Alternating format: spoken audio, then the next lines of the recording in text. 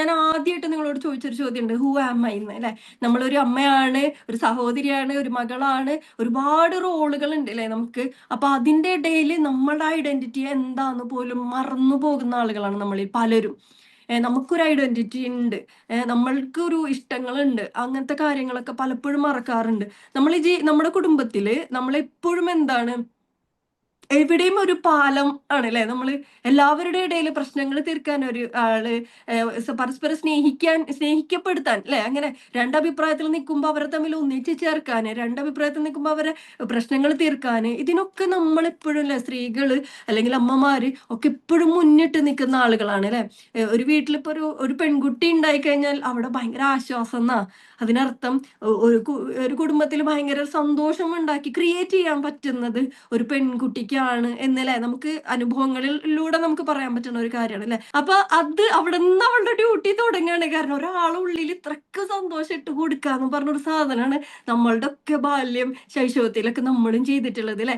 ഇതുപോലെ നമ്മൾക്കൊരു കുടുംബത്തിൽ ഇത്രക്കും സുഖം കൊടുക്കാൻ പറ്റുന്ന, ഒരു സൗഖ്യം കൊടുക്കാൻ പറ്റുന്ന, എന്നിട്ട് നമ്മൾ എന്താകും, നമ്മളൊരു അമ്മയാകും അല്ലെങ്കിൽ നമ്മളൊരു കുടുംബിനിയാകും. എന്നിട്ട് നമ്മൾ എന്ത് ചെയ്യും, നമ്മളിലൂടെ അല്ലെ ഒരു പുതിയൊരു തലമുറ കണ്ടുപഠിക്കുന്നത് നമ്മളാണ് അല്ലെ. നമ്മളുടെ കരുണ, നമ്മുടെ സ്നേഹം, നമ്മളുടെ ദേഷ്യം എല്ലാം നമ്മളുടെ പകർന്നിട്ടുണ്ട്. അപ്പൊ നമ്മൾ എന്താകണം, ഒരു റോൾ മോഡൽ ആകണമെങ്കിൽ നമ്മൾ എന്തൊക്കെ കാര്യങ്ങൾ അല്ലെ, നമ്മൾ ഏത് ഈ മതത്തിൽ വിശ്വസിക്കുന്ന ആളാണെങ്കിലും, ഏത് കൾച്ചറിൽ വിശ്വസിക്കുന്ന ആളാണെങ്കിലും, ഏത് ട്രഡീഷനാണ് നമ്മൾ ഫോളോ ചെയ്യണതെങ്കിലും, ഇതൊക്കെ പഠിക്കുന്നത് അമ്മമാരിന്നാ.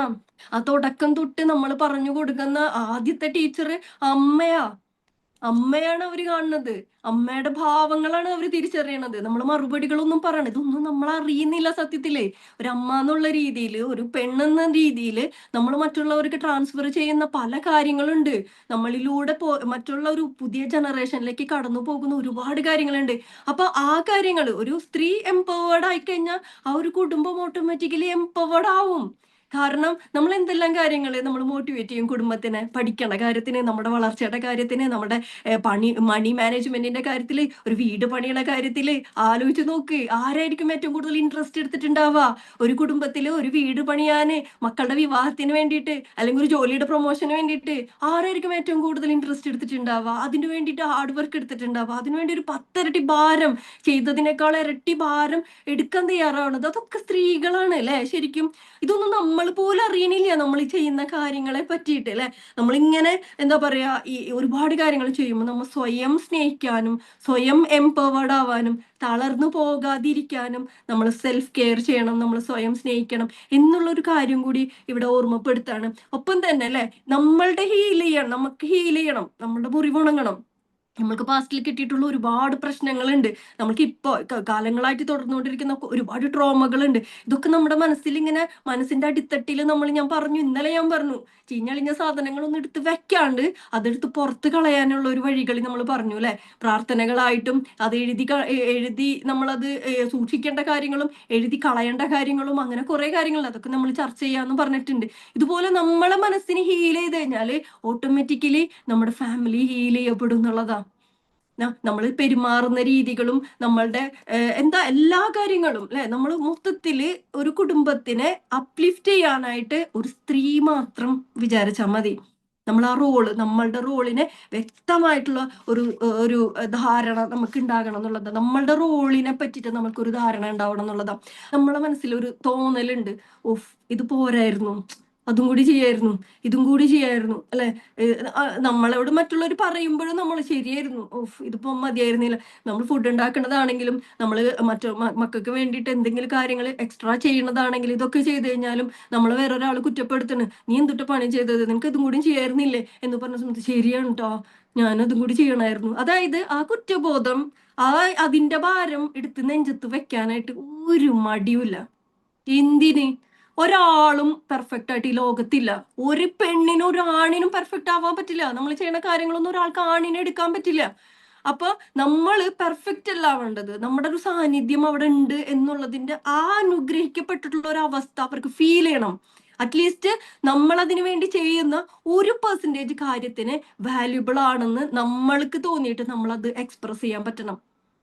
അതായത് 100% പെർഫെക്റ്റ് ആയിട്ട് നിങ്ങൾക്ക് ചെയ്തു തരണം എന്ന് ആഗ്രഹിക്കണേക്കാളും എന്റെ ഒരു സാന്നിധ്യം, എന്റെ ഒരു പ്രസൻസ് നിങ്ങൾക്ക് ഇത്രയൊക്കെ ചെയ്തു തരാൻ പറ്റി നിങ്ങൾക്ക് എന്താ ചിന്തിക്കാൻ പറ്റാത്തെ?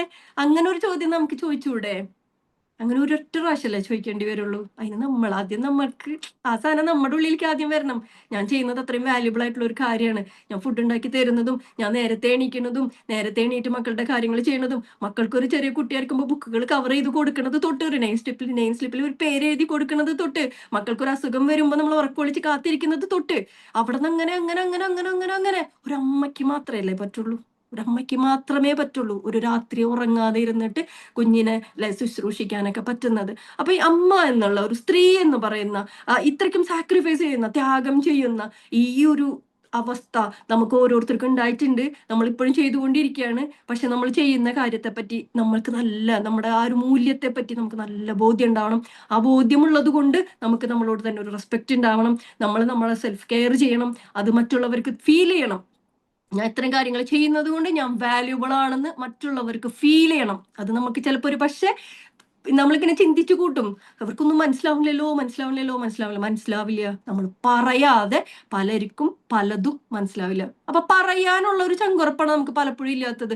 അത് ഉണ്ടാക്കിയെടുക്കണം എന്നാണ് പറഞ്ഞത്.